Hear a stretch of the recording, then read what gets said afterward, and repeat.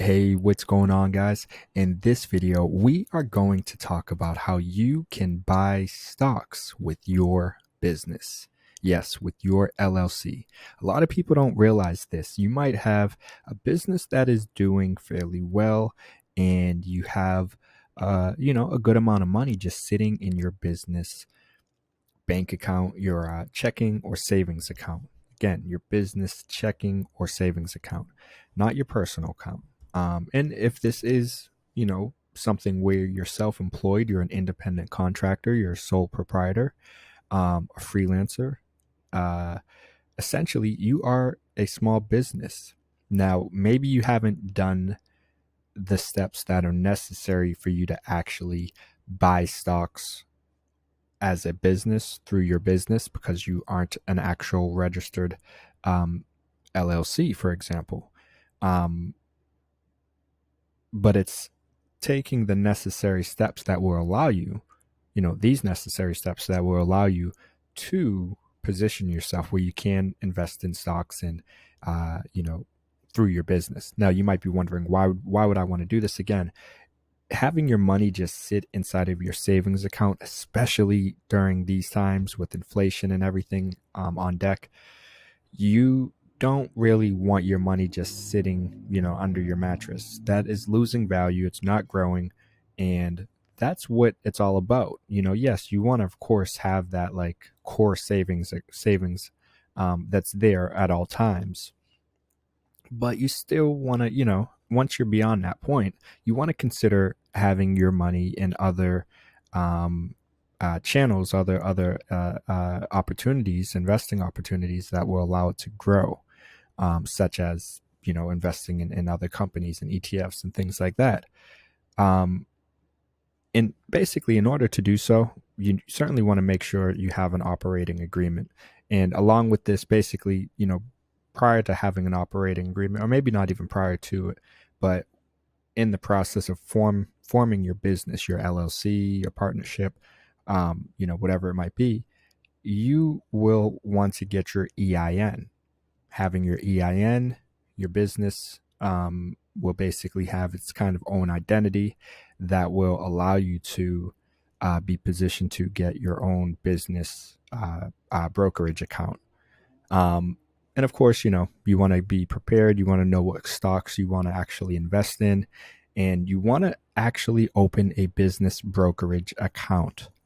That's the key thing again. You want to have an actual account that is designed for a business and it's not your personal account. So if you're a sole proprietor, you're self employed, when you go and open up an account, in that situation, it's going to be your own personal brokerage account. It will not be a business account. So, for example, we're here on Fidelity, and they actually have an account that is specifically for businesses. Same difference with Charles Schwab, Small Business Solutions. All of these pretty much will say that they have something kind of geared specifically for a business, including trusts, limited partnerships, small business, charitable, and accounts for investment clubs. Um, so that's really what you're going to want to look for.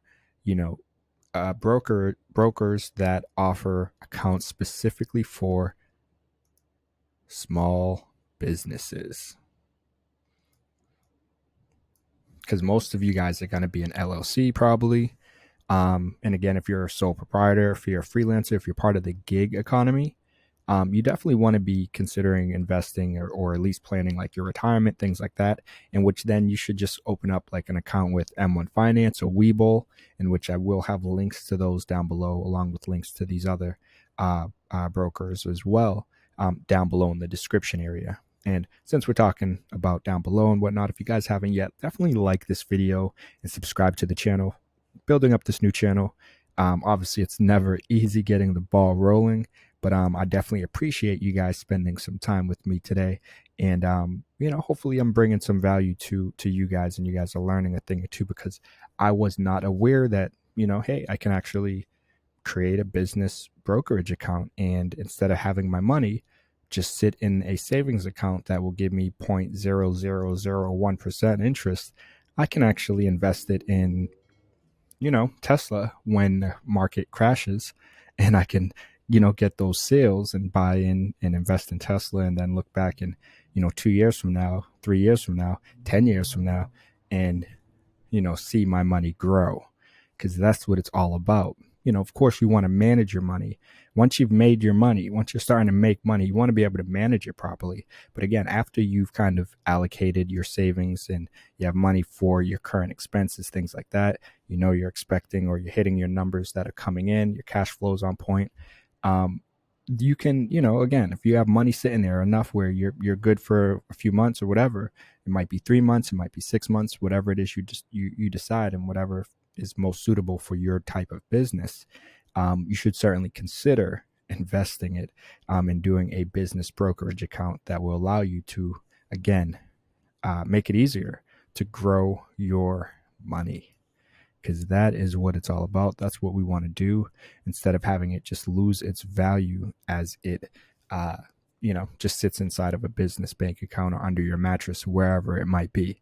So I'll have a link to all of these, down below in the description area. If you do want to jump into this article, there are, of course, other articles out there that you can check out that talk about this as well. But, I don't think enough people are talking about this. And, instead of it being a situation where your money, it's not your personal money, and you're aware of, hey, I don't want my personal money just to be sitting in my savings account after you hit, that threshold of a few months savings and whatnot. You want to start to invest it. Excuse me. And the same difference can kind of be said with a business account as well.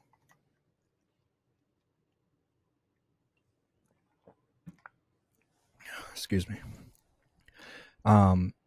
So, I definitely wanted to share this with you guys. I do believe a lot of people out there will benefit from this, especially now. Right now there's this like kind of a tech growth crash, I guess you can say, that we've seen recently. And then I look at all my other, fundamental companies, my Procter and Gamble's, my Johnson and Johnson, my 3M, my Home Depot, my, Pepsi's and Cokes and whatnot.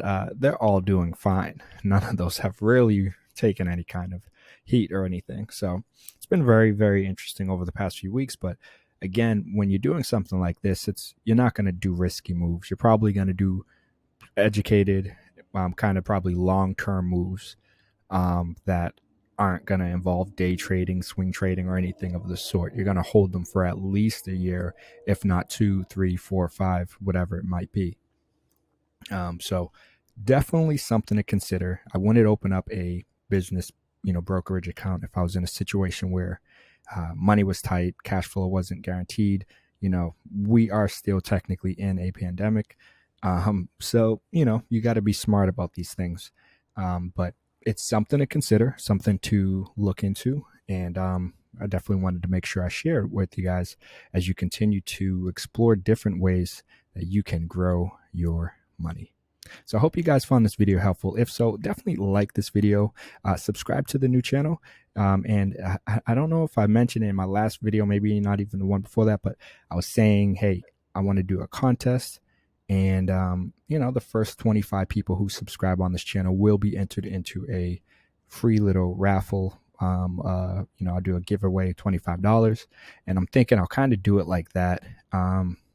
Maybe I'll do a $50 one, or maybe I'll do a $100 one, something like that. We'll come up with something as we get to that point. But figured, hey, we'll start small. We're going to start with $25, just to simply hit a subscribe button. The easiest $25 you can probably, ask for, you can get. So definitely like this video, subscribe to my channel, and hey, let me know what you guys think. Are you going to be opening up a business brokerage account? And if so, which one of these brokers are you going to use and work with? I wish Webull and M1 Finance had business brokerage accounts, in which I would probably open up one with either of them, but neither of them do. I do have an account with TD Ameritrade as well, but I'm not the biggest fan of their platform, since I am a big fan of Webull and M1 Finance. So probably going to not go with this on a personal level, but I am thinking about trying Interactive Brokers because I've heard good things about them. But what do you guys think? Who are you going to work with if you do decide to open up a business brokerage account? Or who have you already opened up one with? And who do you like or don't like? If you've tried any of these guys, definitely leave a comment. Help give other people a heads up as to what they might want to avoid or, kind of run towards. All right, guys. So I'm going to keep it moving. But like I said, definitely like this video, subscribe to the channel. And you already know, I'll see you in the next video. Peace.